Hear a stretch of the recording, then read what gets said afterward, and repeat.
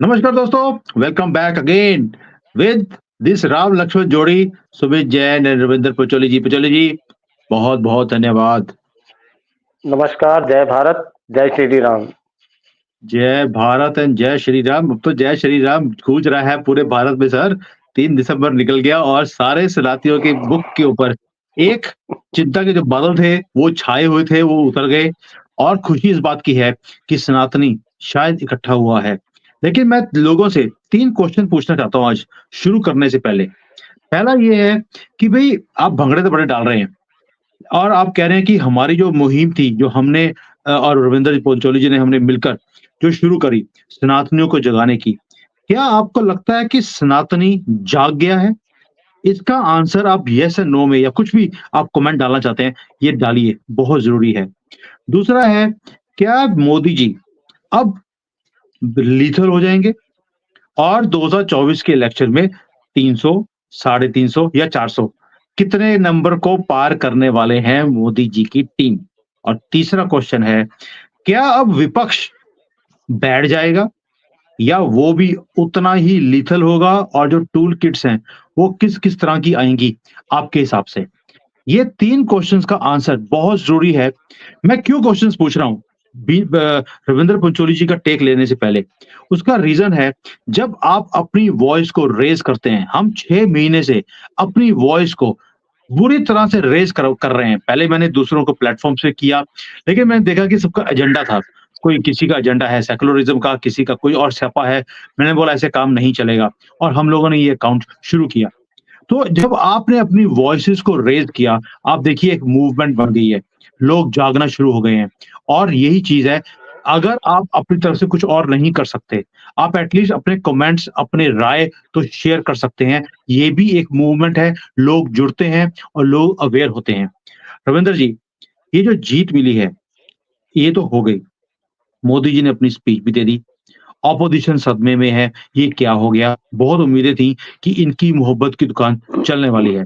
आप इसको कैसे देखते हैं? ये हिंदू की जीत है, सनातन जागा है या अभी भी सोया हुआ है?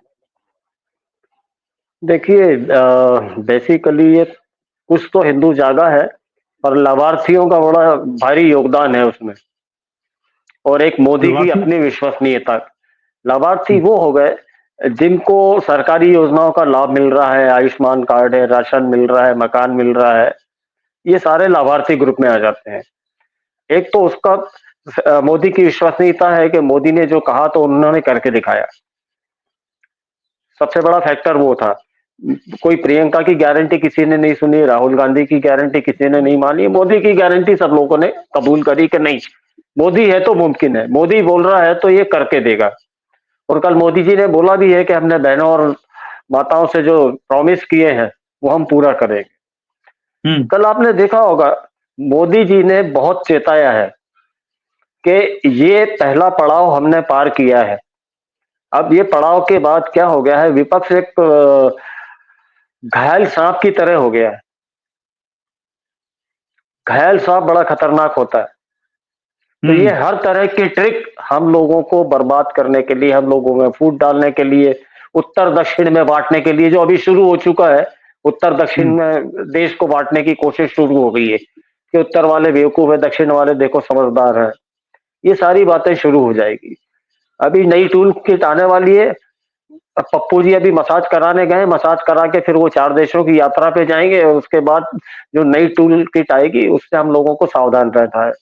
ये टूल किट इस तरह आ सकती है जैसे काफ़ी समय पहले बॉम्बे में क्या था, गुजरातियों को निकालो तो गुजरातियों पे हमले शुरू हो गए थे, मारपीट उनसे शुरू हो गई थी।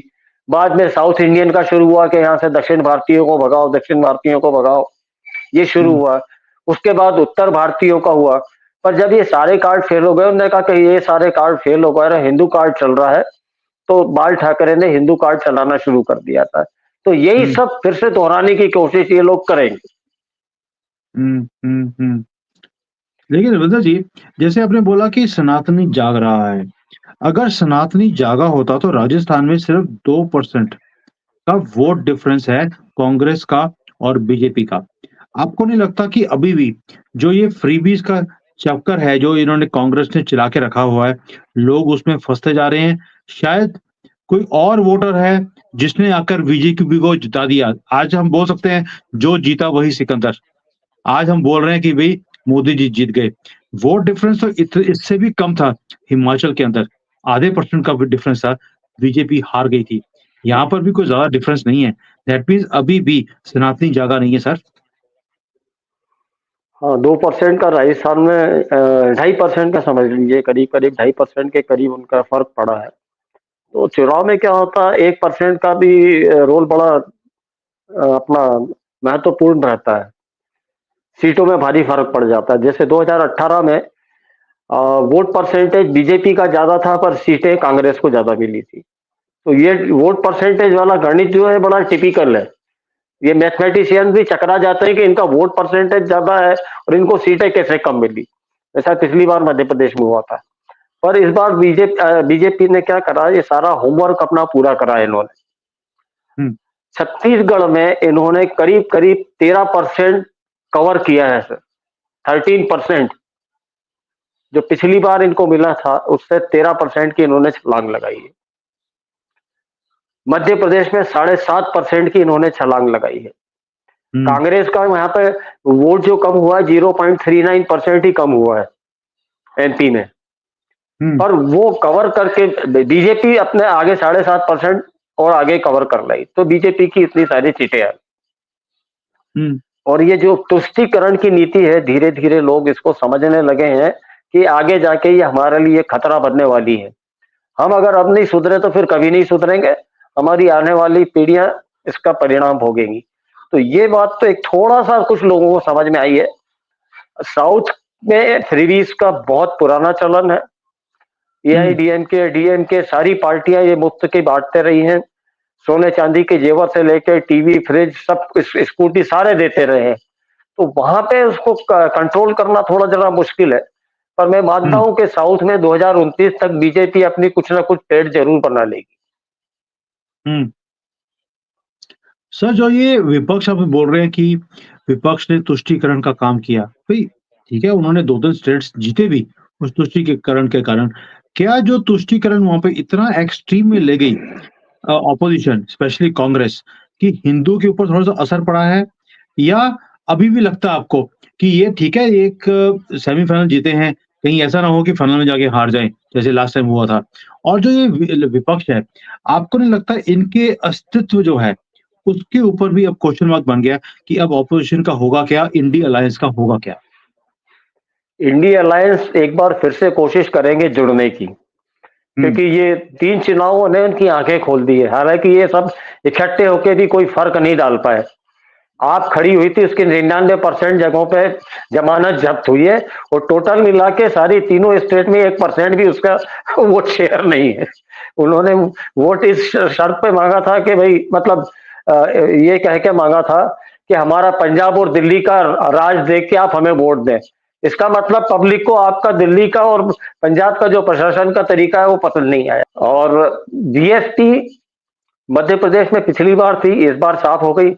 और कांग्रेस सॉरी राजस्थान में 6 सीटें थी, इस बार सिमट के 2% आ गई। पर बीएसपी ने मध्य प्रदेश में विपक्षी पार्टियों को काफी नुकसान पहुंचाया है, काफी सीटों पे विपक्ष को नुकसान पहुंचाया है। तो ये वो तो फर्क पहले पड़ा भी है। बोलते थे आप मायावती तो बीजेपी के लिए ही काम कर रही है, तो आपने बहुत पहले बोल ही था एक बार कि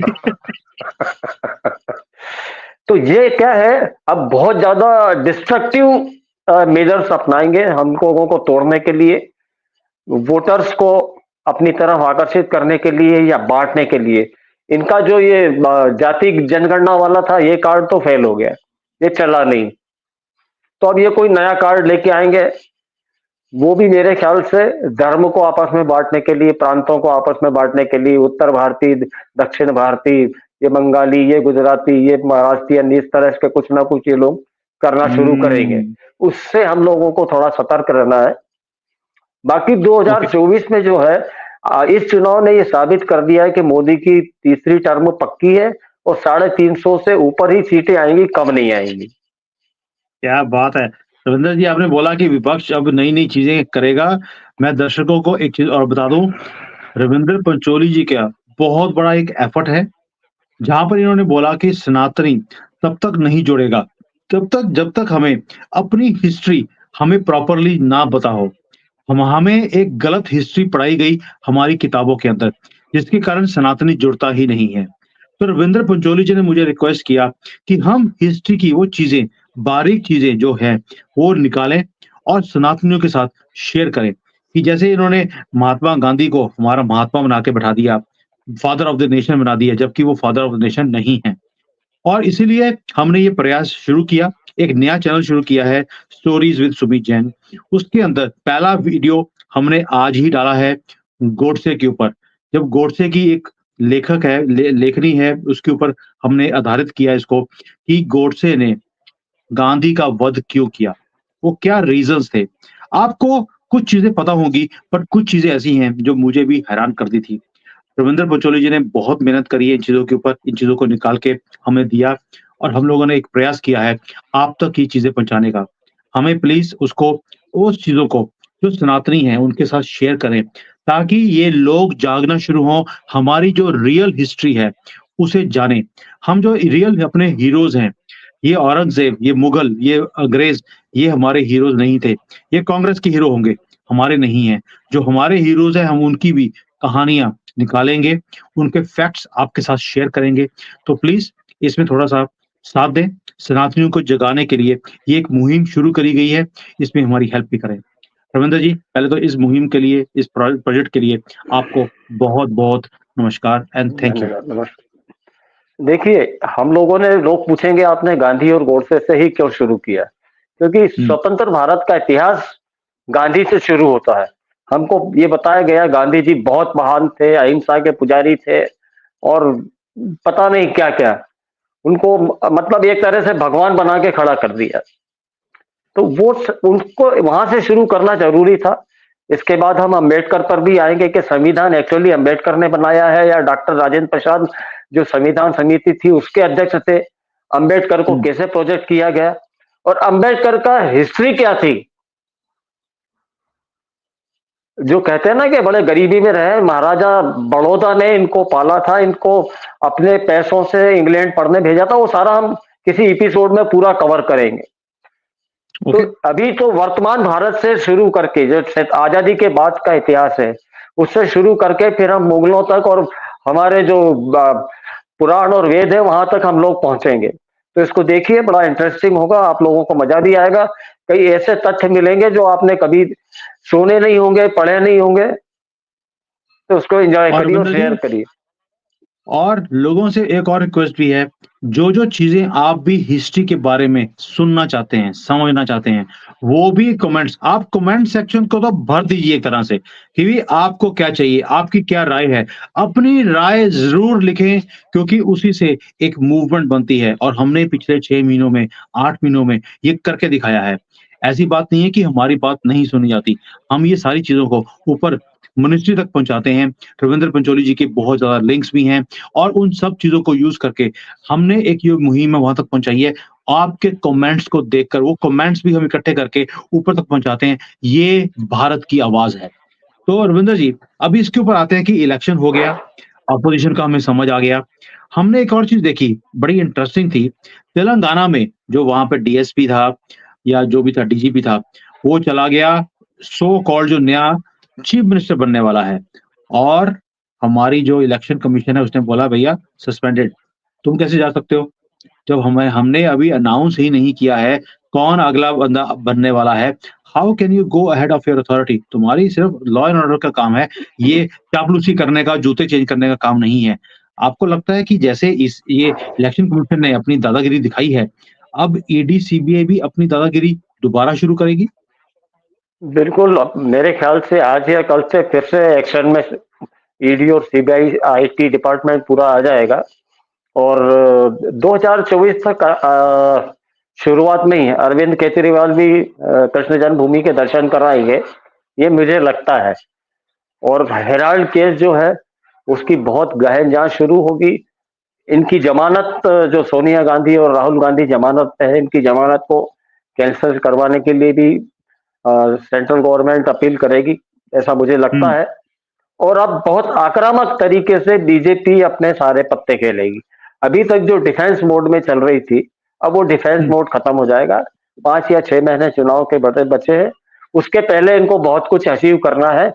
और आप देखेंगे इन 5-6 महीने में बहुत सारी चीजें जो हम सोच नहीं सकते थे वो होंगी।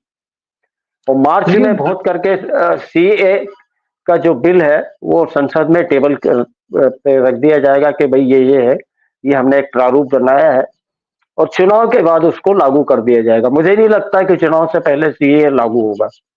हम्म, लेकिन रविंद्र जी, अगर आपको आपको जैसे आपने बोला कि आपने कि ईडी, सीबीआई, आईटी ये सारे और सक्रिय हो जाएंगे, केजरीवाल अंदर चले जाएगा, हेरल्ड जो केस है, नेशनल हेरल्ड केस, जहाँ पे गंदगी वाली फैमिली ने इतने घोटाले करे हुए हैं, सामने केस है, इट्स अ ओपन केस, कोई इसमें छिपी हुई बात है ही नहीं।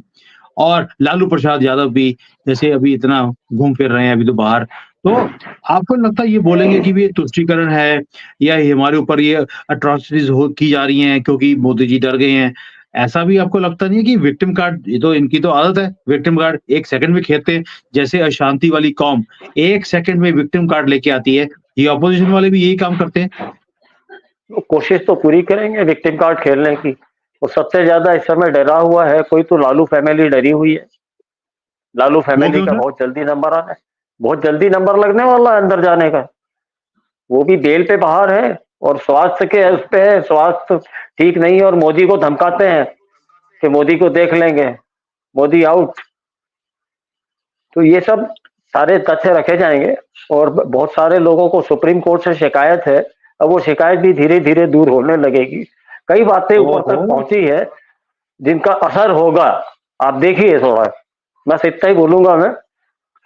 कम बोला, चलिए। बहुत ज्यादा समझिएगा, बस ये बोल सकता हूँ मैं। अच्छा सर, इंडी अलायंस का बताइए आप। इंडी अलायंस सुप्रीम कोर्ट को बता दिया आपने कि सुप्रीम कोर्ट तक आवाज पहुंच चुकी है। हो सकता है उनके कान से जो थोड़े से जुए हैं वो झड़नी शुरू होगी, उम्मीद है। लेकिन इंडी अलायंस जो है, ये 25 जो पीएम बनने के कैंडिडेट्स है, इनका क्या होगा सर? इनके भाग्य तो अलमारी में बंद करके और पब्लिक ने ताला लगा दिया है। इनका कोई चांस नहीं है। नीतीश कुमार का पॉलिटिकल करियर बिल्कुल खत्म होने की कगार पे है। और इंडी अलायंस के जो 25 कैंडिडेट थे प्राइम मिनिस्टरशिप के, वो सब खत्म हो गए। कल शरद पवार ने एक स्टेटमेंट दिया कि ये विधानसभा का चुनाव का लोकसभा पे कोई फर्क नहीं पड़ेगा। अरे भाई, तुमसे अपना घर नहीं संभल रहा है, तुम इतनी बड़ी बड़ी बातें वहां बैठ के कर रहे हो। पहले अपना घर तो संभाल लो। भतीजा सही। तुम्हारी दुकान समेट के ले गया और तुमको अभी तक मुगालते में जी रहे हो कि तुम बहुत बड़े नेता हो। एक तो इन लोगों की आ, पोल खोलना जरूरी है। ये जो हमारा मीडिया है उसको पता सब है, कोई बातें बताता नहीं है कि ये दाऊद को भगाने में इनका हाथ था। लालू फैमिली हो, शरद पवार हो, सबके बारे में मीडिया को सब कुछ पता है। मीडिया कुछ बताता नहीं है। तो सबसे पहले तो ऐसे मीडिया हाउसेस का बहिष्कार करें। आज मैं पत्रकार हूं, किसी ने भ्रष्टाचार किया है, चोरी करी है, कोर्ट में वो प्रूव हो गया है, तो ये बतौर पत्रकार होने के नाते मुझे पूछना नहीं चाहिए कि भाई साहब आप जो आरोप लगा रहे हो, आप तो खुद आरोपी हो, आप बेल पर हो, और आप इतनी बड़ी बड़ी बातें कैसे कर रहे हो। मोदी पे जैसे झूठे आरोप लगाए अडानी के चक्कर में, किसी ने ये नहीं पूछा राहुल गांधी से कि आप अडानी पे लगा रहे हो तो राजस्थान में और छत्तीसगढ़ में आपने क्यों ठेके दिए उनको इतना। कोई नहीं पूछता है। सब बेवकूफों की तरह बैठे रहते हैं क्योंकि पैसा मुंह में भरा रहता है और आवाज निकलती नहीं है। मुंह में पैसा भर देते हैं सबके। तो एक तो ये जो फर्जी मीडिया खड़ा हो गया है हमारे और नैरेटिव क्रिएट करता है, इससे बहुत लोग बच के रहे। मीडिया ने सबसे ज्यादा इस मुल्क का नुकसान करा है सर। प्रिंट मीडिया के जमाने में सही खबरें नहीं आती थी, सारे स्पॉन्सर खबरें आती थी। अब इलेक्ट्रॉनिक मीडिया हो गया है, शुरू में थोड़ा ठीक चला, अब इलेक्ट्रॉनिक मीडिया को भी वही रोग लग गया है। सारे एजेंडाधारी चैनल खड़े हो गए हैं। यूट्यूबर में देख लीजिए, फर्जी राष्ट्रवादियों की भरमार हो गई है। True true. तो इन सब से लेकिन बचने की जरूरत है। और इनका ये देखिए, भले ये लालू फैमिली हो, शरद पवार फैमिली हो, कोई हो, ये सबको ठिकाने लगाया जाएगा, ये निश्चित बात है। बहुत लंबा समय नहीं लगेगा, 1 साल के अंदर अंदर ये अपनी गति को प्राप्त होंगे, ये बिल्कुल पक्की बात है। सर एक चीज बताइए, ये जो अपना रविश कुमार है, कल उसने वीडियो बनाया सर बेशर्मी से ये लिब्रांडो इतने बेशर्म हो सकते हैं, मुझे इसकी अंदाजा नहीं था। कल मैंने टैगलाइन देखा, उसका क्या था कि जी शिवराज ने मोदी को हरा दिया। और भाई शिवराज ने मोदी को कैसे हरा दिया? मुझे टैगलाइन ही समझ नहीं आया। भाई मोदी से इतनी नफ़रत है कि दूसरे को चढ़ाना शुरू कर दिया पुदीने के झाड़ के ऊपर। देखिए मोदी इनका मेन उद्देश्य ये था रवीश कुमार का कि मोदी और शिवराज में कॉन्फ्लिक्ट पैदा किया जाए। ये कोशिश एल के अडवाणी ने भी शुरू करी थी, क्योंकि मोदी बड़े पावरफुल थे और अडवाणी जी की बड़ी इच्छा थी कि मैं प्रधानमंत्री बनूं। तो उन्होंने फिर नाम प्रोजेक्ट करना शुरू कर दिया नीतीश कुमार का और शिवराज सिंह चौहान का। शिवराज सिंह चौहान को और नीतीश कुमार को थोड़े दिन मुगालता रहा, पर शिवराज सिंह बहुत जल्दी समझ गए कि ये जो कुर्सी है ये अपने पहुंच के बाहर है। ये सपने में जरूर कुर्सी आती है पर मिलेगी नहीं। तो नीतीश कुमार जरूर उसके पीछे लगे रहे और जहां उनको अब पहुंचना चाहिए तो उस जगह बराबर पहुंच गए हैं वो। उनकी जो औकात थी उस औकात पे वो पहुंच गए हैं। उनका पॉलिटिकल कैरियर बिल्कुल खत्म है। अभी ऐसे जैसे आज आपने अगर सोशल मीडिया पे एक्स पे देखा होगा, सारे कांग्रेसी एकजुट होके कमलनाथ पे ब्लेम करना शुरू कर दिए एमपी के लिए। हुँ। कमलनाथ को कमान किसने दी थी? राहुल गांधी एंड कंपनी ने। हुँ, खड़गे की तो कुछ चलती नहीं है, खड़गे तो हुँ, पपेट है। हुँ, अशोक गहलोत के आगे सरेंडर किसने किया था? राहुल गांधी ने। हुँ, छत्तीसगढ़ में बघेल को खुली छूट किसने दी थी? राहुल गांधी एंड कंपनी ने। राइट। तो अब इनका काम क्या हो गया है, जितने लिब्रांडू पत्रकार हैं राहुल गांधी को बचाने के लिए ये वक्त आसान करते हैं ना कि भाई अपना जवाबदारी दूसरे पे ढोल दो कि मैंने नहीं किया सर, इसने था, ये था, इसके कारण ऐसा हो गया। ये सारा हुँ, काम अब ये लिब्रांडू मीडिया ने शुरू कर दिया है। अभी कमलनाथ के खिलाफ बड़े जोरों से चल रहा है। एक किसी मोहतरमा ने कांग्रेस की लिख दिया कि ये तो साले मतलब अंधभक्त हैं और आपका धर्म और इसी में डूब के मर जाएंगे, देश की प्रगति से इनको कोई मतलब नहीं है। ये इस तरह की बातें शुरू कर देंगे। पब्लिक की आंखें खुली हुई है, पब्लिक को दिखता है प्रगति हुई है या नहीं हुई है। ये नैरेटिव चलाने की बहुत सारे इन्होंने नैरेटिव चलाने की कोशिश की, कहीं इनको सफलता नहीं मिली। आगे भी ये चलाएंगे, कोशिश जरूर करेंगे। कुछ लोग भ्रमित होंगे पर ज्यादातर लोग अब समझदार हो गए, इसलिए अब इनका कोई कार्ड चलने वाला नहीं है। कोशिश ये पूरी करेंगे कि देश में एनार्की फैले, आपस में लोग लड़ मरे, हिंदू मुस्लिम हो जाए, ये हर तरह की कोशिश करें। आपको हमको हुँ। सबको सावधान रहना है कि इन लोगों के बहकावे में ना आए। सर ये खड़गे जी हैं, ये तो सिर्फ़ एक पंचिंग बैग हैं कि अगर कुछ गलत हो गया, चुनाव हार गए, तो खड़गे जी रिस्पॉन्सिबल हैं। लेकिन अगर जीत गए, तो राहुल गांधी की जीत है क्योंकि वो बहुत मैच्योर लीडर बनकर बाहर आए हैं। यही समझें इस चीज़ से? देखिए राहुल गांधी ने मध्य प्रदेश में जहां जहां से भारत जोड़ो यात्रा निकाली थी, वहां से कांग्रेस का सुपड़ा साफ हो गया है। अब इससे ज्यादा क्या बोलेंगे आपको? उसका कोई सर बताएगा नहीं इंदौर कि जहां इंदौर में तो पूरा कांग्रेस मुक्त भारत की तरह कांग्रेस मुक्त इंदौर हो गया है पूरा। मेयर बीजेपी का है, विधायक 9 के 9 बीजेपी के हैं और संसद सदस्य है वो भी बीजेपी का है। माय तो गॉड! हम और ये ये पूरे चाहते हैं भारत में कि ये भारत में पूरे सर होना चाहिए। आप एक काम कीजिए, आप तो इंदौर में जाके वीडियो बनाइए, वहाँ जाके बुलाते हैं कि भई आपने कांग्रेस मुक्त इंदौर कैसे किया और इसी फ़ॉर्मूले को पूरे भारत में हम कैसे इम्प्लीमेंट कर सकते हैं। मुझे लगता है इंदौर वाले जो भी हैं यहाँ पर, जो सुन रहे हैं, आपने कमेंट्स ज़रूर डालना, आपने इंदौर को कांग्रेस मुक्त कैसे बनाया है और हम अपने प्लेटफ़ॉर्म पे वो फ़ॉर्मूला पूरे भारत के लोगों के साथ, सलातियों के साथ इसे शेयर करेंगे। सर देखिए मैं भी इंदौर का ही हूँ, पैदा इंदौर में हुआ हूँ। मेरी प्रारंभिक शिक्षा दीक्षा इंदौर में ही हुई है, तो बेसिकली मैं भी इंदौरी ही हूँ। इंदौर वाले बहुत समझदार हैं, बिजनेस माइंडेड लोग हैं। ये फोकट के झांसों में ये आते नहीं हैं कि ये आपको फ्री में मिल जाएगा, वो मिल जाएगा। उन्होंने काम देखा है कि इंदौर दिग्विजय सिंह के दिनों में क्या हालत इंदौर की थी। हुँ, बीजेपी का शासन आने के बाद, शिवराज का कह लीजिए, बीजेपी का कह लीजिए, क्या हुआ है? भ्रष्टाचार सबने किया है पर काम भी किया है। पब्लिक क्या चाहती है? आप खा लो कोई बात नहीं हो, पर आप काम तो करके दिखाओ जिस काम के लिए भेजा है। और ये हुँ, चुनाव हुँ, के बाद मेरा पब्लिक से एक बार फिर से निवेदन है, आपके जो विधायक चुन के आए हैं उनकी कॉलर पकड़ के रखिए, उनसे काम करवाइए। वो ये ना समझे कि मोदी के नाम पर हम जीत गए। जिताया आपने, मोदी का चेहरा देख के आपने वोट दिया है, पर अगले 5 साल इनको रगड़ के रखिएगा, छूट मत दीजिएगा। काम नहीं करें तो इनसे जवाब मांगिए, इनका बहिष्कार करिए, सोशल बहिष्कार करिए, जो विधायक काम ना करे।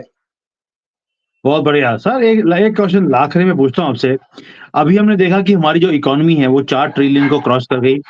मार्केट कैपिटलाइजेशन जो है वो भी 4 ट्रिलियन को क्रॉस कर गया। आपको लगता है कि अब जो ये चुनाव का रिजल्ट है, इसका स्टॉक मार्केट के ऊपर भी असर पड़ेगा? बिल्कुल 100% पड़ेगा। आज से ही आप देख लीजिएगा कि स्टॉक मार्केट कहाँ पहुंचता है। जिसके पास पैसा है, इन्वेस्टमेंट करना है, जरूर करें। अपन तो गरीब ब्राह्मण है, तो अपने पास इन्वेस्टमेंट का पैसा नहीं है, पर जिसके पास है वो जरूर करे। उसको सलाह है कि आंख मीच के पैसा लगाए स्टॉक मार्केट में। दैट मीन्स आप जो कह रहे हैं इसका मतलब है कि आगे 2024 में मोदी का आना पक्का है। 150% पक्का है। चलिए, और आप अगर 350 सीट 150% कहीं नहीं जाती है। सर 350 आप सीट कहीं बीजेपी नहीं जा रही है।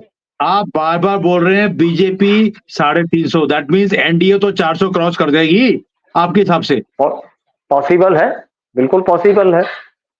दोस्तों और अभी एनडीए में और दल भी जुड़ेंगे, ये आपको मैं बता देता हूं। अभी चुनाव के जुड़ेंगे। बाद बहुत सारे दल एनडीए में जुड़ने वाले हैं। सर मुझे तो लग रहा है राहुल गांधी ने खुद ही बोल देना कि भैया मुझे अपने पास रख लो, मैं कांग्रेस में तो मेरी दाल गल नहीं रही। नहीं, ये खोटे सिक्के को कोई नहीं रखेगा, ये खोटा सिक्का बाजार में नहीं चलेगा। खोटा सिक्का बाजार में नहीं चलेगा।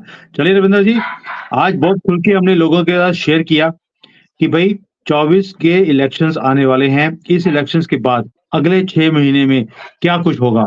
ईडी, सीबीआई और तेज हो जाएगी। जो ये सारे चोर बाहर घूम रहे हैं, एक-एक करके लात मार के इनको जेल के अंदर भेजा जाएगा।